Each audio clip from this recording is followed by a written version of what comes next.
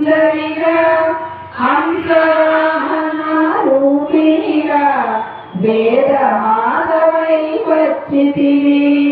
శ్వేత వస్త్రము ధరించి అక్షరమాలను పట్టుకొని భక్తి మార్గము చూపితివి.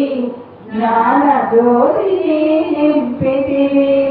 నిత్యాన్నదానేశ్వరిగా కాశీపురమున కొలువుండా ఆది విష్ణువై వచ్చాడు సాక్షాత్ పరమేశ్వరుడు.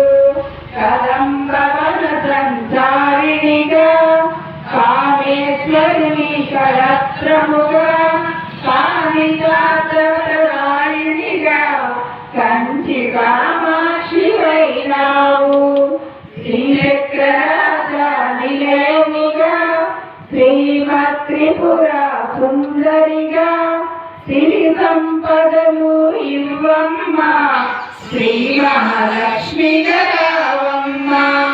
మణి దీపమున కొలుపుండి మహాకాళి అవతారములో మహిషాసురుని చంపితివి.